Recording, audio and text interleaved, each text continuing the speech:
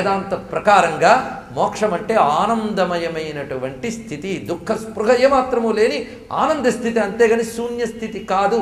అందుకే బౌద్ధుల యొక్క శూన్యానికి వేదాంతుల యొక్క మోక్షానికి ఇంత తేడా ఉంది. ఇది అర్థం చేసుకోలేక శంకరులు కూడా ఇదే చెప్పారు కదా, అందుకే శంకరులు ప్రచ్ఛన్న బౌద్ధులు శూన్యవాదాన్ని మళ్ళీ తీసుకొచ్చారు అని అపనందలు వేసిన వాళ్ళు ఉన్నారు. అయితే 2-3 పోలికలు కనిపించినంత మాత్రాన ప్రచ్ఛన్న బౌద్ధులు అని అనడం తగునా అండి మహాత్ముల్ని పట్టుకుని? అయితే బౌద్ధులు కొంతదాకా ఎదిగారు, ఇదేదీ కాదు ఇదేదీ కాదు ఇదేదీ కాదని తేల్చారు, కానీ అది ఏదో చెప్పలేదు, అది ఏదో వేదాంతం చెప్పింది. అదేం చెప్పింది? సచ్చిదానందమయమైన స్థితే, అది నీ యొక్క ఆత్మస్వరూపమే అని వేదాంతం చెప్పింది కదా. ఆనంద స్థితియే మోక్షము అని, దానినే అమృతస్వరూపాచ అని ఇక్కడ చెప్తున్నారు.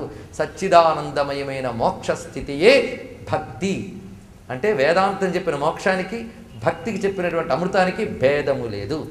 జ్ఞానానికి భక్తికి లేని ఆ భేదము లేదన్న విషయం ఇక్కడ మనకు అంత చక్కగా చెప్తున్నది. కనుక ముక్తి అనేటటువంటిది ఆ పరమాత్మ వల్లనే మనకు లభిస్తున్నది, అదే భక్తి యొక్క స్థితి అని వివరిస్తూ తర్వాత సూత్రంలోకి మనం ప్రవేశిస్తున్నాం.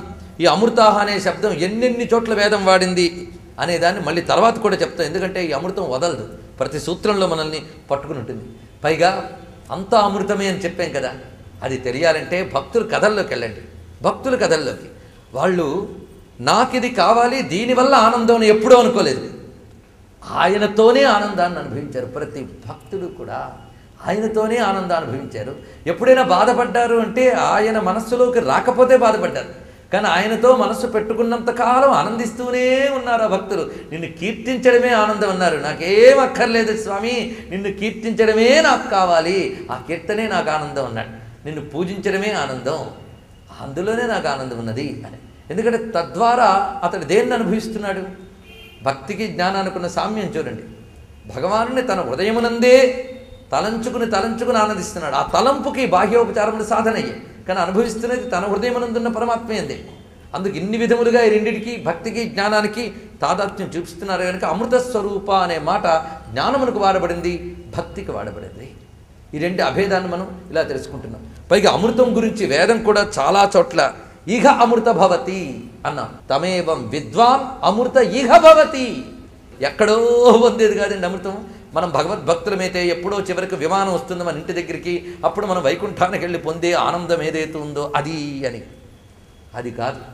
భక్తి ఇక్కడే సిద్ధి. కనుక భక్తియే అమృతము అనే విషయాన్ని ఇహ అనే మాట మనకి వేదం చెప్పింది.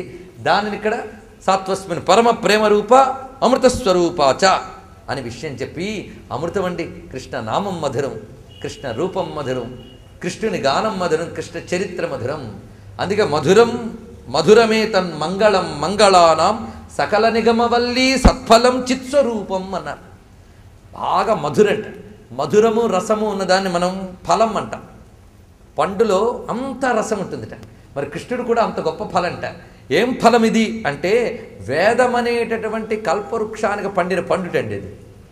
ఈ పండే అంటే వేదములన్నిటి సారం అంటే పరబ్రహ్మమే వేదసారం. ఈ రసం ఉన్నదే మధురం మధురం మంగళం మంగళం. కొన్ని మధురాలు మంగళం కలిగించి అమంగళాలు కలిగిస్తాయి. ఎక్కువ మధురం తింటే ప్రమాదం. ఈ మధురం ఎంత తింటే అంత మంచిదిట. కనుక ఈ గొప్ప తీపి ఈ మధురాన్ని, అమృతం అంటే మధుర పదార్థం అని కూడా అర్థం ఉన్నది. కనుక అమృత స్వరూపాత మధురమైన పదార్థం. కనుక అమృతం అంటే శాశ్వతమైన ఉనికి కలిగినది, మోక్షస్వరూపమైనటువంటిది, ఆనంద స్వరూపమైనది. 3 అర్థములు మనం ఇక్కడ తీసుకుంటున్నాం. కనుక పరమ ప్రేమాత్మికమైన ఆ భక్తి శాశ్వతమైనది, అదే మోక్షము, అదే ఆనందమయము. అలాగే భక్తి అనేటటువంటి ఏ భావన ఉన్నదో అది ఎవడికుందో వాడు ఎలా ఉంటాడు అంటే లబ్ధ్వా పుమాన్ సిద్ధో భవతి అమృతో భవతి తృప్తో భవతి. దేనిని పొందిన తర్వాత లబ్ధ్వా లభించిన తర్వాత పొందిన తర్వాత పుమాన్ జీవుడు సిద్ధో భవతి సిద్ధుడవుతున్నాడో అది భక్తి. యత్ అనే శబ్దం ఇందాక చెప్పిన భక్తికి అమృతస్వరూప యత్ అది ఏది దేనిని పొందితే జీవుడు. పుమాన్ అంటే ఇక్కడ జీవుడు, అంతేగాని పురుషుడు అని మగవాడని అర్థం కాదు. ఇక్కడ జీవుడు. ఏం అలా చెప్పారు? జీవుడని ఒక్క మాటతో ఎందుకు చెప్పేశారండి? పుమాన్ అంటే అర్థం జీవుడు ఎవడైనా సరే అని చెప్పడం అనమాట. అంటే భక్తిలో ఫలానా వర్ణము వాడు కానీ, ఫలానా లింగము వారు కానీ, ఫలానా ఆశ్రమం వాళ్ళు కానీ వీళ్ళే మోక్షం పొందుతారని లేదు. పుమా జీవుడైన ఎవడైనా సాధకుడైతే చాలు. అయితే మానవులైనా అంటే మానవుడికి అవకాశం ఎక్కువ, అంతేగాని మానవుడే పొందుతాడని లేదుగా. అలాగే మరి సాలెపురుగేమైంది, పామేమైంది, ఏనుగేమయ్యాయి? ఏ వేదంబు పట్టించలుత భుజగంబే శాస్త్రములు సూచి ఇవన్నీ ఏమైపోయాయి మనకి? ఆ కారణం చేత మానవుడే పొందుతాడని లేదు, కొన్ని అవి పొందొచ్చు. కనుక జీవుడైన వాడు దేనిని పొందితే సిద్ధుడవుతాడో, అమృతుడవుతాడో, తృప్తుడవుతాడో అది భక్తి. ఈ మాట చూడండి, ఇవి మనకు రుచించుంటాయి మొదటికన్నా. ఎందుకంటే బాగుంది, సిద్ధి బాగుంది, అమృతం బాగుంది, తృప్తి బాగుంది. దీనికోసమే కదా మన గొడవంతా. సిద్ధి కావాలి ప్రతివాడికి. సిద్ధి అంటే ఏమిటి? అక్కడి నుంచి రావాలి మనం. సిద్ధి అంటే కార్యసిద్ధి. ఒక పని చేస్తే అది ఫలించాలి. కనుక అలాంటి సిద్ధులు చాలా ఉన్నాయి. అని మా జష్ట సిద్ధులు ఉన్నాయి. ఆ సిద్ధుల ఇవి అంటే ఆ సిద్ధులు కావు. సిద్ధి అంటే ఏమిటి అంటే శాస్త్రం చెప్తున్నది అంతఃకరణ వాసనారహితం అవ్వడమే సిద్ధి. అది ఇక్కడ అర్థం. అంతఃకరణలో ఏ వాసన లేని స్థితి ఉంటేనే సిద్ధి అనిపించుకుంటుంది. అలాంటి సిద్ధావస్థ మనకి వేదాంతం కానీ భక్తి శాస్త్రాలు కానీ చెప్పే సిద్ధావస్థ అది. అంతేగాని మామూలుగా అణిమా సిద్ధి, మహిమా సిద్ధి, గరిమా సిద్ధి, ఒక్కొక్క మంత్రానికి ఒక సిద్ధి ఉంది. నేను ఫలానా కోరుకుని చేశానండి, సిద్ధించిపోయిందండి అని.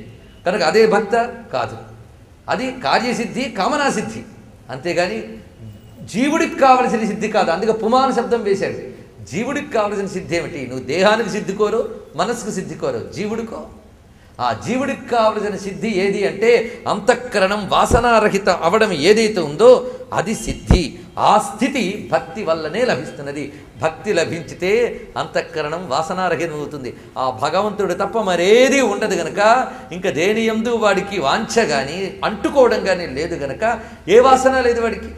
ఆ స్థితికి చేరుకుంటాడు. అంతేకాదు ఈ సిద్ధుల గురించి చాలా చాలా చక్కటి విషయాలు ఉన్నాయి. అయితే సిద్ధికి రెండో అర్థం ఏంటంటే కొన్ని కార్యాలు చేస్తే కొన్ని సిద్ధులు ఉన్నాయి. శత్రువులు లేకుండా ఉండాలంటే కొన్ని మంత్రాలు ఉన్నాయి. దానికోసం కొంతమంది శత్రు సంహరణ మంత్రాలు జపం చేస్తూ కూర్చుంటారు. ఎప్పుడు శత్రువు పోయే వరకు, శత్రుత్వం పోయే వరకు. రెండవది రోగాలు పోవడానికి కొన్ని మంత్రాలు ఉన్నాయి. అక్కడ ఆరోగ్య సిద్ధి. కొందరికి పరుసవేది లాంటి సిద్ధుల మీద కూడా కోరికలు ఉన్నాయి. కానీ ఇవన్నీ విడిచిపెట్టి భక్తినొక్కటి అవలంబిస్తే అది అన్ని సిద్ధుల్ని ఇస్తుంది. నువ్వు అనుకునే ఈ క్షుద్ర సిద్ధులు కూడా అందులో ఉండి తీరతాయి. అందులో సందేహం లేదు. దీనికి ఉదాహరణలు ఎన్ని చెప్పచ్చు అంటే, అయితే ఆ భక్తుడు ఈ సిద్ధుల మీద మోజు ఉండదు వాడికి. అవి వచ్చి వీడి వెంట పడతాయి అంతే. పైగా నేను భక్తుడిని కనుక నా వెంట ఇన్ని సిద్ధులున్నాయి కనుక నన్ను ఇవి కాపాడాలని కూడా వాడు అనుకోడు. వాడికి వాటి స్పృహే లేదు. భగవత్ స్పృహ తప్ప మరొకట్లేదు. ఎందుకంటే భక్తి సాధనలో ప్రవేశించాక మనకు తెలియకుండానే మన దేహం శుద్ధమైపోతుంది, మన మనస్సు శుద్ధమవుతుంది, మన ప్రాణం శుద్ధమైపోతుంది. మీరు కొద్దిపాటి ప్రారంభించినా చాలండి. నిరంతరం రామనామము, కృష్ణనామము, శివనామము అంటూ అంటూ అంటూ ఉంటే కొన్నాళ్ళకి మీ మనస్సులో చెడు ఊహలు రావు. అంతేకాదు మీ నుంచి వచ్చేటువంటి తరంగాలు వాటి ప్రభావం కూడా చాలా ఉంటుంది. ఎందుకంటే సాధకుడి శరీరం, సామాన్యుడి శరీరం రెండింటికి చాలా తేడాలు ఉన్నాయి. సామాన్యుడి శరీరం మట్టి ముద్ద లాంటిది, సాధకుడి శరీరం కాల్చిన కుండ లాంటిది అన్నారు. పచ్చి మట్టితో కుండ చేస్తే నువ్వు మళ్ళీ ఇలా అంటే మళ్ళీ మట్టి అయిపోతుంది అది. కానీ కాల్చిన కుండలో మళ్ళీ నువ్వు పూర్వపు మట్టినివ్వలేవు. కనుక సాధకుడి శరీరం కాల్చిన మట్టి లాంటిది. వాడు మళ్ళీ వెనక్కి వెళ్ళడు, వాడు మళ్ళీ ఆ మాలిన్యాల్లోకి వెళ్ళడు వాడు. ఎందుకంటే వాడికి ఆ సిద్ధి వస్తుంది. కనుక కొద్దిపాటి భగవత్ సాధనైనా తప్పకుండా సిద్ధినిస్తుందని చెప్పినప్పుడు మరి పరమ ప్రేమ రూపాత్మకమైన భక్తి ఉన్నప్పుడు సిద్ధి ఉండదా? ఎందుకు ఉండదండి? అలాంటి సిద్ధులు ఎలా ఉంటాయంటే అని కొన్ని 2-3 ఉదాహరణలు చెప్పుకుందాం. ప్రహ్లాదుని గురించి చూడండి. ప్రహ్లాదుని మీద వాళ్ళ నాన్న ఎన్ని ప్రయోగాలు చేశాడండి. ఎన్ని ప్రయోగాలు చేస్తే నాకేం విష్ణువు కాపాడుతాడు అనలేదు ఆయన. అనుకోలేదు కూడా. ఎందుకంటే కాపాడబడాలి అనుకోలేదు, వాడు శిక్షిస్తున్నాడు అనుకోలేదు. ఆయన యందు లీనమై కూర్చున్నాడు. ఆయన యందు లీనమై కూర్చున్నవాడిని ఆయన కాపాడుకున్నాడు. ఎలా కాపాడాడో మనకు తెలుసు.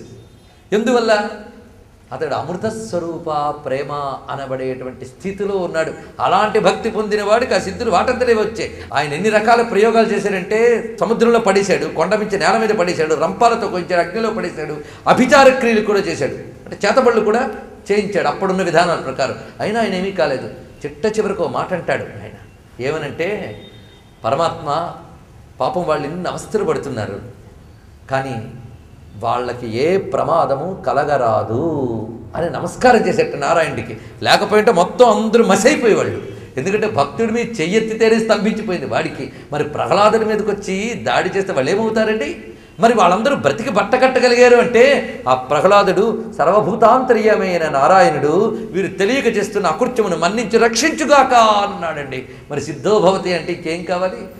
అంబరీషుడు, ఆయనకి ఏం పట్టింది? తన ధర్మాన్ని కృష్ణార్పణంగా చేస్తూ చక్కగా జీవితం సాగిస్తూ ఉంటే దూర్వాసుడు వచ్చాడు. ఆ వచ్చినప్పుడు ఈయన ధర్మానికి ఏమీ వ్యతిక్రమం చేయలేదు. అతను అహంకరించి కోపగించి తన మంత్రశక్తితో కృత్య అనబడేదాన్ని ప్రయోగించాడు. సిద్ధి, మంత్రసిద్ధి. మంత్రసిద్ధి సిద్ధుల కంటే గొప్పది భక్తి అని చెప్పడానికి ఇది ఉదాహరణ. మంత్రసిద్ధిని చేసి ప్రయోగించట ఆయన మీదకి. ఎప్పుడైతే ప్రయోగించాడో ఈయన ఓస్ నీ మంత్రం నన్నేం చేస్తుంది, విష్ణువునే నమ్ముకున్నాను కూడా అని కూడా అనలేదు ఆయన చూస్తూ మహర్షిని నమస్కారం చేస్తూ నిలబడ్డట. ఆ కుర్చీ మీదకి వచ్చింది. వస్తూ ఉంటే నారాయణుడు పంపిన సుదర్శన చక్రం వచ్చి ఆ కుర్చీని దహించడమే కాకుండా దూర్వాసుల వారిని ముల్లోకాలు తిప్పించింది. అయితే ఈయన కోరుకున్నాడా? ఈయనకి సుదర్శన్ రావాలి, తరం కొట్టాలి, కుర్చీ సంవరింపబడాలి, ఏమీ కోరుకోలేదు ఈయన. ఆ పరమాత్మతో లీనమై ఉన్న కారణం చేత అవతలవాడు చేసినటువంటి మంత్రప్రయోగాలను కూడా తిప్పుకొట్టింది. కనుక పరమ ప్రేమ రూపమైన భక్తి చిత్తం ఉన్నవాడికి పరమంత్రాలు, పర యంత్రాలు, పర ప్రయోగాలు కూడా ఏం చేయలేవు. అవేవో చేస్తామని ఇంకేవేవో పట్టుకుంటే ప్రయోజనాలు ఏమున్నాయండి? అందుకు ఆ పరమ ప్రేమాత్మకమైన చిత్తవృత్తి అలవడితే అన్ని సిద్ధులు అక్కడే లభిస్తున్నాయి. కనుక సిద్ధ సిద్ధేశ్వర అని స్వామిని మనం కీర్తించుకున్నాం. ఆయన సిద్ధస్వరూపుడు, సిద్ధార్థ సిద్ధ సంకల్ప సిద్ధిద సిద్ధి సాధన. అటువంటి ఆ పరమాత్మతో తాదాత్మ్యం చెందినటువంటి అమృతస్వరూపమైన ఆ పరమ ప్రేమాత్మక భక్తి ఏదున్నదో ప్రబలయా భక్త్యా విషయైర్నాభిభూయతే. ప్రబలమైనటువంటి ఆ భక్తి కలిగిన వాడికి విషయముల వల్ల పరాభవం జరగదు అని శాస్త్రం చెప్తున్నది. విషయముల వల్ల పరాభవము అంటే వాడిని విషయాలేమి దెబ్బతీయవు. మనకి నక్రోధో నచ మాత్సర్జన్ నలోభో న అశుభామతి భవంతి కృతపుణ్యానాం భక్తానాం పురుషోత్తమే అని మనం నమస్కారం చేసుకున్నాం. అంటే అర్థం వాడి క్రోధమాత్సర్యాలు కలగ ఒకటి, ఇతరులకు వాడి పట్ల క్రోధమాత్సర్యాలు కలగ ఒకటి, ఒకవేళ వాళ్ళకి కలిగిన వీడికి ప్రమాదం లేదు ఒకటి. 3 అంశములు. కనుక భక్తి కలిగిన వాడికి వాడి హృదయం శుద్ధమవుతుంది, వాడి పట్ల ఇతరులు శుద్ధులుగా ఉంటారు. ఒకవేళ వాళ్ళ జన్మ సంస్కారముల వల్ల శుద్ధములుగా లేకపోయినా వీడి పట్ల వాళ్ళు చేసే అకృత్యాలు ఫలించవు. కనుక భక్తికి మించిన సిద్ధి లేదు. అది అణిమాద్యష్ట సిద్ధుల కంటే, మంత్రసిద్ధుల కంటే దివ్యమైన గొప్ప సిద్ధి భక్తి సిద్ధి. మీ అభిప్రాయాలను, సూచనలను మాకు తెలియజేయాల్సిన చిరునామా భక్తి TV, care of Rachana television private limited, road number 92, Jubilee hills, Hyderabad 5,96,000. మా ఇమెయిల్ ఐడి bhaktihyd@gmail.com. మా వెబ్సైట్ www.bhaktitv.org. Phone number 901012222333.